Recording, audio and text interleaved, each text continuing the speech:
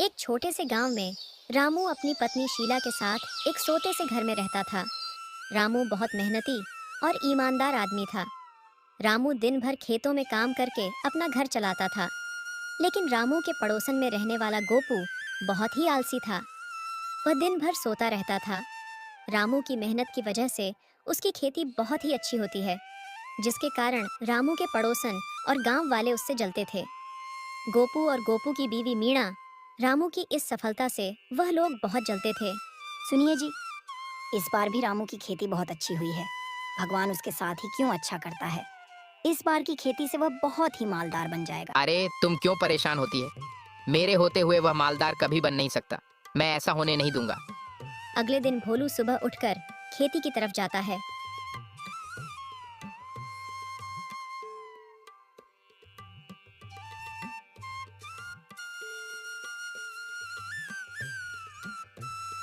और अपनी खेती को देखकर बहुत ही खुश हो जाता है।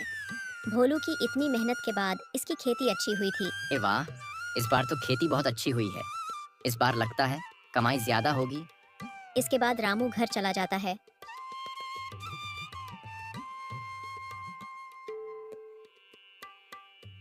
तब रामू की पत्नी रामू से कहती है, क्या हुआ, आप इतनी देर क्यों लगा दी आने में? हमारी खेती अच्छी तो हुई ना? इस बार हमारी खेती अच्छी नहीं, बहुत ही अच्छी हुई है। लगता है इस बार अच्छी कमाई होगी।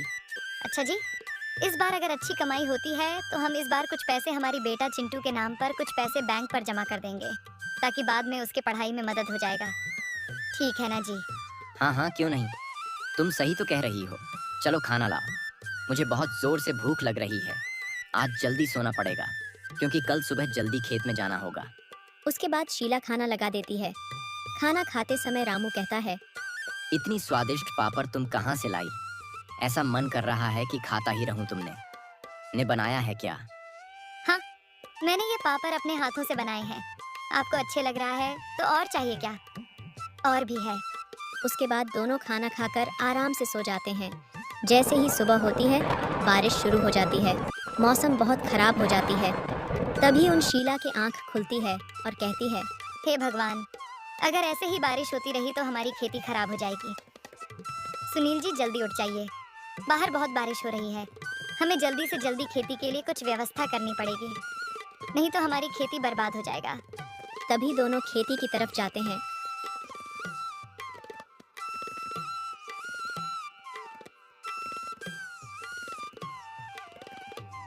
तभी बहुत जोर से बारिश होने लगती है।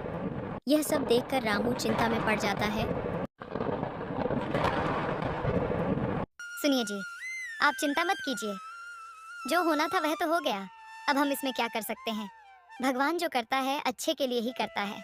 ये सब देखकर रामू के पड़ोसन गोपू बहुत ही खुश होता है और अपनी पत्नी से कहता है, देखा, मैंने तुम्हें कहा था ना कि मेरे होते हुए वह मालदार नहीं बन सकता, और ऐसा ही हुआ। अच्छा जी, आप इतना भी क्यों खुश हो रहे हो? हमारी खेती भी तो बर्बाद हुई है। आपको तो दुखी होना चाहिए। हमने तो अपनी खेती पर इतना पैसा नहीं कमाया है और ना इतनी मेहनत की है, तो इसीलिए मुझे बहुत खुशी हो रही है, क्योंकि रामू की खेती बर्बाद हो गई। कम से कम रामू हमसे ज्यादा अमीर नहीं बन सकता। उधर राम उसकी पत्नी उसे दिलासा देती है। 5 से दिन तक जोरदार बारिश होती है।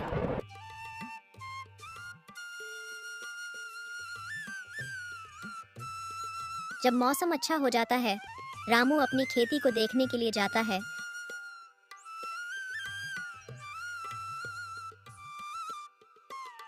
तब वह देखना है कि उसकी सारी खेती बर्बाद हो चुकी थी और भोला घर जाकर पूरी बात अपनी पत्नी को कहता है और वही चिंता में पड़ जाता है।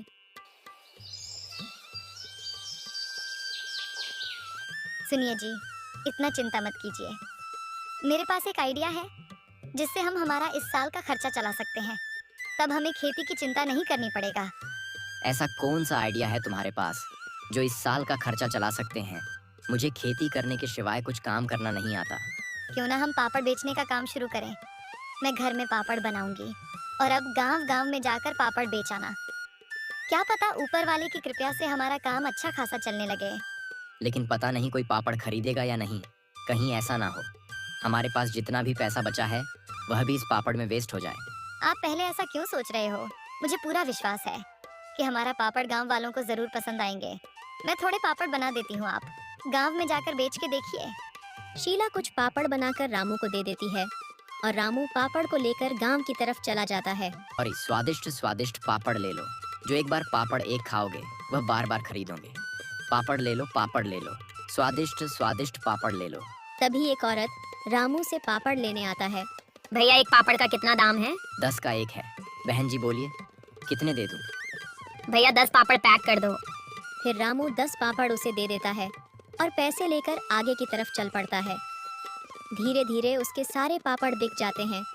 सारे पापड़ बेचने के बाद रामू घर आ जाता है।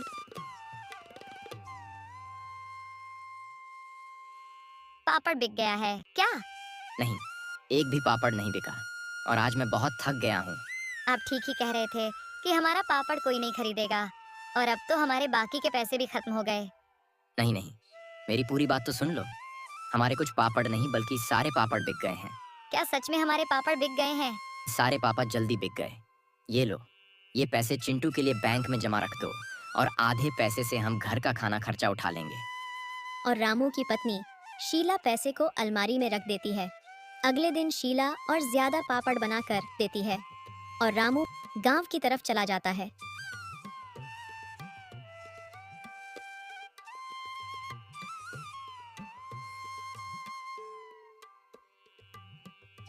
अरे भैया, मैंने सुना है कि आपके पापड़ बहुत स्वादिष्ट है।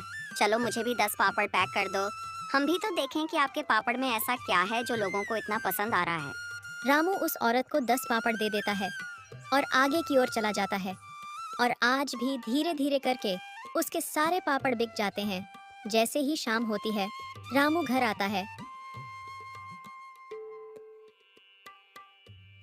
सुनो, आज हमारे पापड़ के तो बहुत चर्चे हो रहे हैं। गांव में जाते ही मेरे सब पापड़ बिक जाते हैं। शीला ये बात सुनकर बहुत ही खुश हो जाती है। वह दोनों बात कर ही रहे होते हैं कि तभी उसके घर में गांव का मुखिया आता है और कहता है, अरे रामू, तुम कहाँ पर हो? जरा यहाँ पर आओ। जी मुखिया जी बोलिए। 5 दिन बाद मेरी बेटी की शादी है। इसके लिए मुझे 100 पापड़ चाहिए। क्या तुम मुझे 100 पापड़ बनाकर दे सकते हो? हाँ मुखिया जी, क्यों नहीं, आपको मिल जाएंगे। सो पापड़ में बनाकर दे दूंगा। ये सारी बात रामू के पड़ोसन गोपू और उसकी पत्नी मीणा सुन लेते हैं। गोपू और उसके पत्नी मीणा रामू की इस तरक्की से बहुत जलते हैं। भगवान रामू के साथ ही क्यों अच्छा करता है। मैं ऐसा नहीं होने दूंगा। मैं उसे अमीर बनने नहीं दूंगा। शीला जैसे ही पापड़ बनाकर सोने जाती है, तभी गोपू और उसकी पत्नी शीला के सारे पापड़ चुरा लेते हैं। जैसे ही सुबह होती है, शीला अपनी बनाई हुई पापड़ को देखने जाती है तो उसे एक भी नहीं मिलता।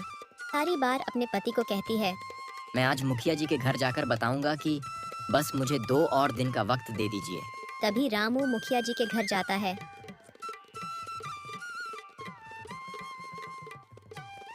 मुखिया जी, मेरे घर से किसी ने मेरा बनाया हुआ सारा पापड़ चोरी कर लिया है। मुझे बस और 2 दिन का वक्त दे दीजिए। मैं आपके पापड़ बनकर दे दूंगा। ठीक है रामू, मैं दिन का मौका दे रहा हूँ, लेकिन तुम मुझे पापड़ जरूर बनाकर दे देना। ठीक है मुखिया जी, आप चिंता मत कीजिए। फिर जब रामू जैसे ही मुखिया जी के घर से आता है, तब उसे गोपू का बेटी को पापड़ खाते हुए देखाता है। यह देखकर रामू कहता है, गोपू ने तो मुझसे नहीं खरीदा, लेकिन ये बच्ची पापड़ कहाँ से लाई? बेटी, ये पापड़ तुम कहाँ से लाई? ये पापड़ तो मुझे मेरे पापा ने दिए हैं। मेरे घर में और भी ज्यादा पापड़ है। भोला यह सारी बार अपनी बीवी से कहता है। आपको मुखिया के घर जाना चाहिए और सारी बात बतानी चाहिए। हमारी मुखिया जी ही मदद कर सकते हैं। फिर रामू मुखिया के घर जाता है।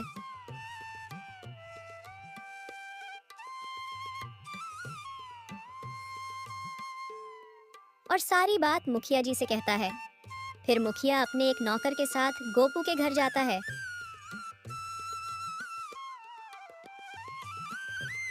और उसके घर में छानबीन करता है। पापड़ मिल जाता है। ये क्या है गोपू, तुमने रामू के पापड़ क्यों चुराए? मुझे माफ कर दीजिए। मुखिया जी, मेरे अंदर ईर्ष्या आ गई थी, इसीलिए मैंने ऐसा किया। आज के बाद मैं चोरी नहीं करूंगा। मुझे माफ कर दीजिए। नहीं, ये माफ करने लायक काम नहीं है। अगर मैंने तुम्हें इस बार माफ कर दिया तो तुम फर्ज करने लगोगे मारो, मिलकर इसको